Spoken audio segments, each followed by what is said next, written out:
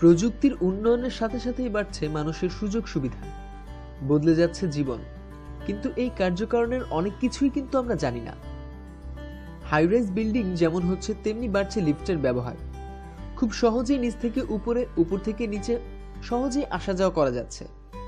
কোনো কোনো ভবনে রাখা হচ্ছে একাধিক লিফট। লিফটে আপনারও হয়তো চোখে পড়েছে আয়না। মনে নিশ্চয়ই তখন প্রশ্ন জেগেছে, এখানে আয়না রাখার কারণ কি? শুরুতে লিফট খুবই ধীরগতির ছিল। সিঁড়ি ভেঙে লিফটের আগে যাওয়া যেত। কেবল রোগী আর বৃদ্ধরা তখন এই লিফট ব্যবহার করতেন। কিন্তু প্রকৌশলীরা কি আর বসে থাকেন? তারাও গতি বাড়াতে গবেষণা চালাতে লাগলেন।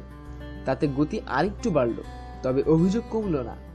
এটা দেখে ভাবনায় পড়লেন প্রকৌশলীরা। তারা নিজেরা পরামর্শ করলেন, কিন্তু ভেবে পেলেন না।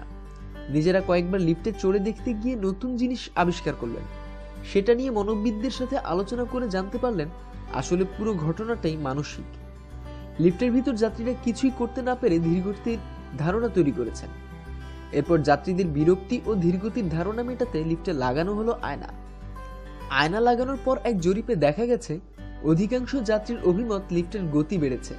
মনোচিকিৎসকরা বলছেন, ওপরের দিকে ওঠাটা সবসময় শরীরের পক্ষে অস্বস্তিকর। আগে আয়না না থাকায় তারা সেই সময়টুকু লিফটে কোনো কাজ করতে পারতেন না। ঠায় একভাবে বিরক্তি নিয়ে দাঁড়িয়ে থাকতেন। কিন্তু আয়না লাগানোটা মূলত যাত্রীকে ব্যস্ত রাখা ছাড়া কিছুই নয়। এতে তারা অন্তত নিজের চেহারা দেখে বিভিন্ন কিছু ভাবতে পারে, আর ওই ভাবনার কারণে দ্রুত সময় কেটে যায়।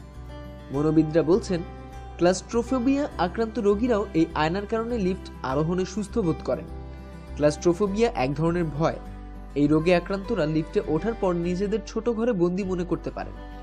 আয়না তাদেরকে প্রশস্ত একটা জায়গা দেখায়, যা তাদের স্বস্তি বোধ করতে সহায়তা করে।